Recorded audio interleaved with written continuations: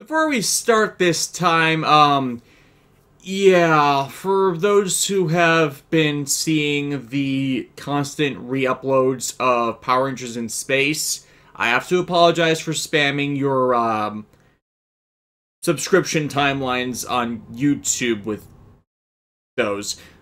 See, the thing is, Toei's been hitting them a lot, even though I checked the videos before I released them publicly, and, you know, all that, and they don't hit them until they go public now, because I've been avoiding their content ID flags, so they've been blocking them, and it's just, I hate that Neighbor noisy car. So yeah, I apologize for that, because you really shouldn't be seeing that constantly pop up like that. Onto the episodes of the week. Lupin Ranger 5 has, again, more over-focus on the Lupin Ranger than the Patranger. It's very clear which side Toei is beginning to favorite in all of this. But at least the Patranger gets some screen time, and the story is at least motivated by their actions. Commander Hilltop comes back from wherever their base is. Not base, wherever the headquarters of their organization is located, because it takes a plane trip, so probably not Japan, with reinforcement Lupin collection items for the team. A motorcycle-based street racer and a twin rotary jet fighter. I'm not exactly certain what it was called. Cyclone dial fighter, yes. And the machine biker. Huh. Yeah, as reinforcements from their pieces of the Lupin collection. One of the Gangler tries to steal them, but because the Lupin Ranger were tipped off to it by knowing that the Gangler that was trying to go for it was nearby, they're able to intercede and steal back the machine biker from the case. Now, this makes the Power Ranger assume that they are now willing to steal from the police, but in the second battle of the episode, which is actually the more protracted one that lasts most of the episode,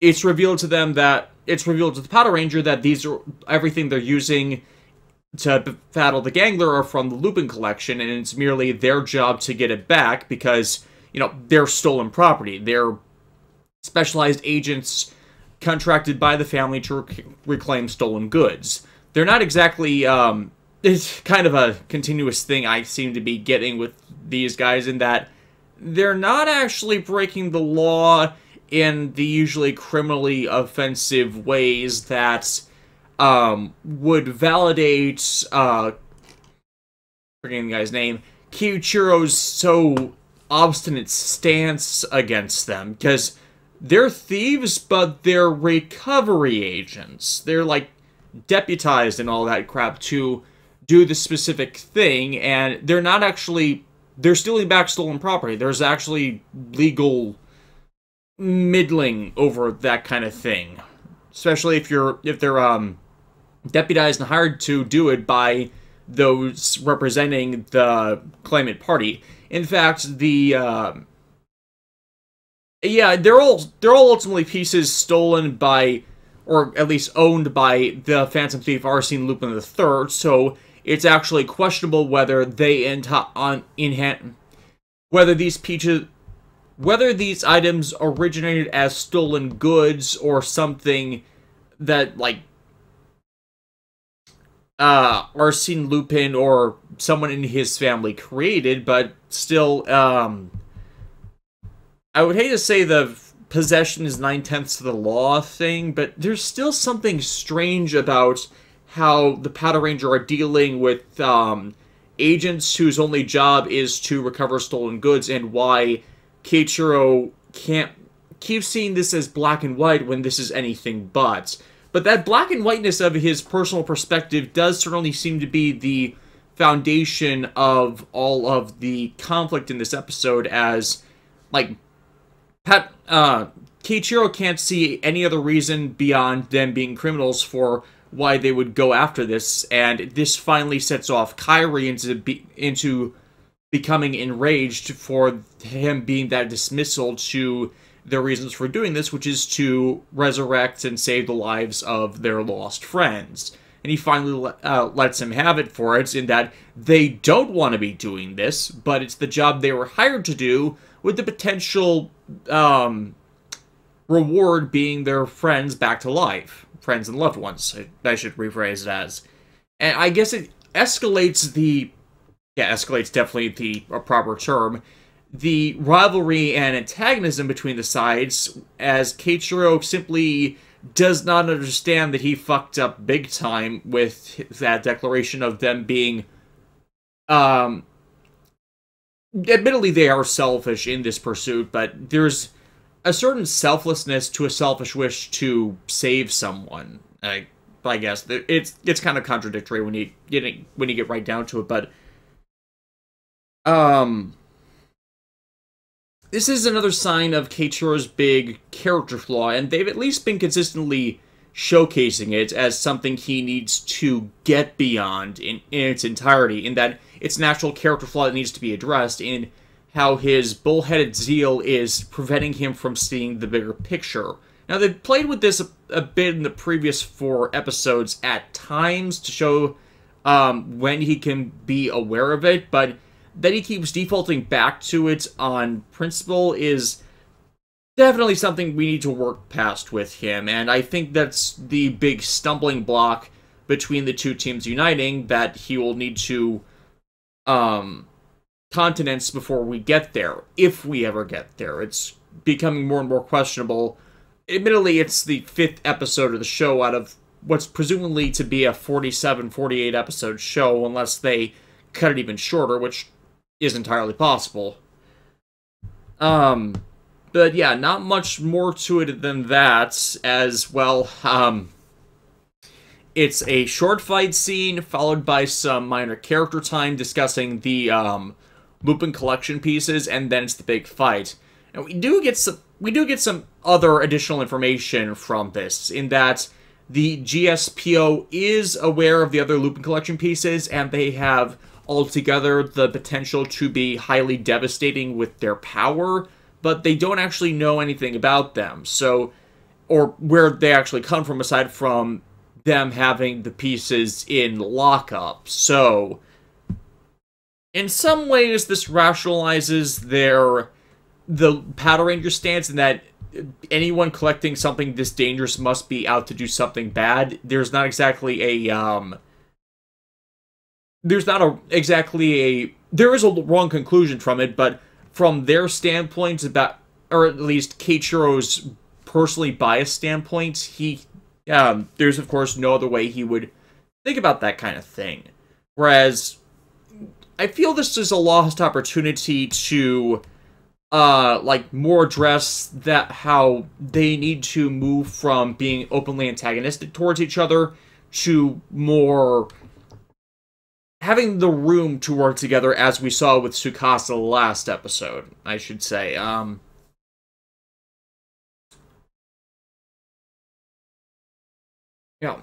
at the end of the episode, the Patranger's machine bikers in the Lupin Ranger's hands, the Cyclone Dial Fighter is in the Patranger's hands, and neither side is progressing much. But it's a 2-part episode, so at least we're getting a bit more balance in the storytelling bits.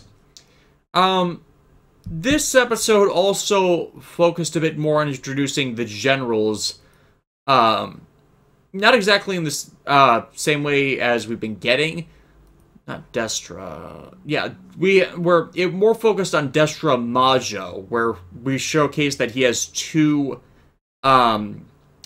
lockup chests for his Lupin collection items, and just how significantly powerful the watermelon bomb guy is, and his kind of plans, as he can use grenades to create disposable golem monsters that are actually, you know, they look pretty good. It kind of reminds me of a don't know why I want to say this, but Ultraman monster. I mean, I know we've had disposable giant-sized enemies before. It also, in specific, reminded me of Bosco's giant monsters from Keiichiro for some reason, simply because it looks more elemental themed than anything. But where was I going to be going with this? Yeah, I'm curious how much more they're going to make use of that. So, build. I don't have much else for build here either, because it's just a setup and payoff episode where...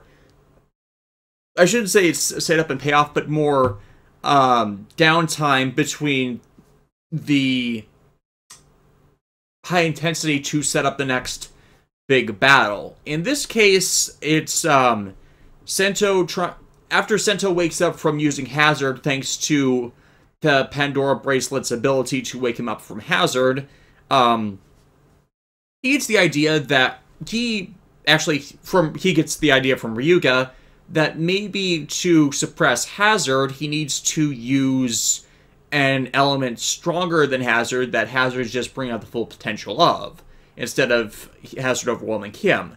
And thus, from a bit of a recap on Build's abilities in the best matches, he considers the possibility of maybe using the same element twice. Well, I shouldn't say it's the same element twice that gives him the idea, but when Sento puts Misora back in the full bottle making machine, it creates an albino rabbit full bottle. And then they raise the question of what happens when two full bottles of the same type are inserted into the build driver for a best match, and what happens is the albino full bottle is destroyed and the contents of it are all absorbed into the primary rabbit full bottle, thus giving Sento the idea to make a device that will separate the contents of a best match full bottle to just distribute the same element in it to increase the potential power.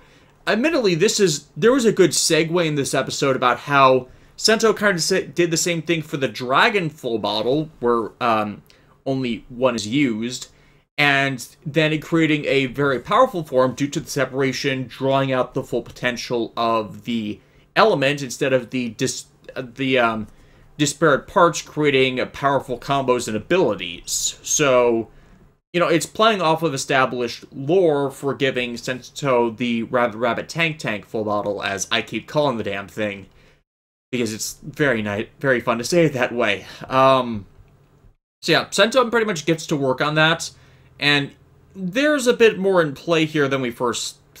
I shouldn't say more in play, but less in play as we first thought, as, what is her name?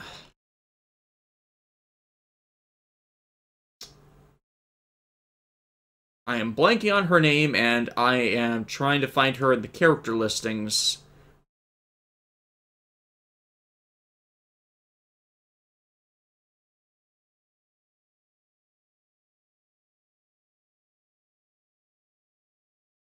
Huh.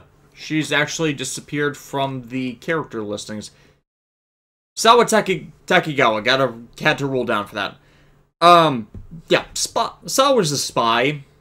And this was not a good reveal because Sawa was already the spy. They did this story with her. Granted, they're deepening the story with her in that her insidiousness has been based around the same thing from the beginning. She is a plant for Nanba Heavy Industries. She stole stuff from them before, so it's unsurprising. We'd hoped they weren't going to go this route with it, but they did. And pretty much she's still planted herself there because, like Himuro,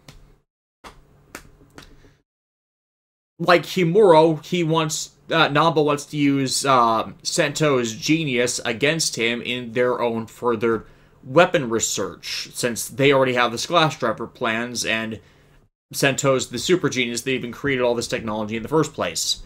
So, makes sense to keep an eye on him, not in the way, though, that will completely blow her cover, and her cover has pretty much been blown, as Ryuga, when he went to fight... See, now I'm forgetting. Kazumi Sawatari, yeah. When he went to fight Kazumi as training for the upcoming next battle, Ryuga finds a listening device in the Dragon Full bottle. Now, this is good for a couple reasons. One, it's using the story against... Not story. The story points against them in that Ryuga has not used the Dragon Full bottle in a while. At least not the way he's using it here, where he would have been tipped off to there being something planted in the bottle, which he only uses when he shakes it up to fight man-to-man, fist-to-fist without their drivers. And, you know, him doing it like that, it's so him, and then to have that realization as, you know, he's not actually that stupid, and he is observant in his own way, so it makes sense that something the others would have missed, he finds innately after just hearing something off. The only problem, of course, is that he's been carrying around the listening device the entire time, which is less useful because, you know, as I keep saying about the show, they really don't like Ryuga. He seems to be the butt monkey to everything, and he seems so superfluous to the plot that you could have excluded him entirely from the show, as it's only how the story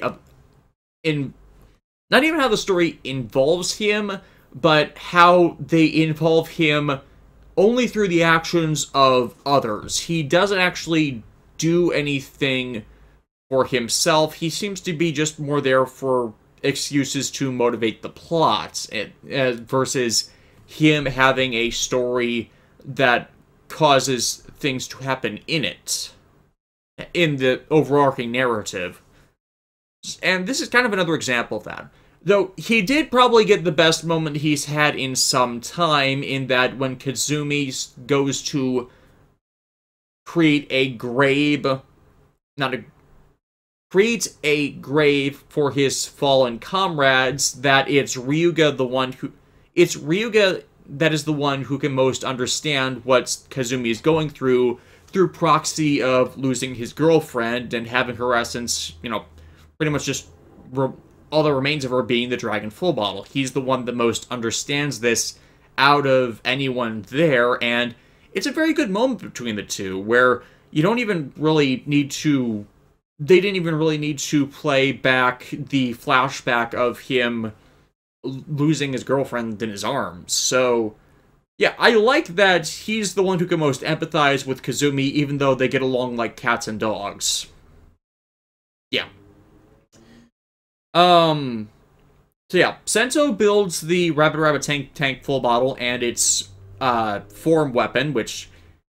I don't like how the thing opens the back for the bottles, but we'll probably see how they'll use it in the next episode, because it's, once again, ends in a cliffhanger. The best part of it, though, is Kazumi...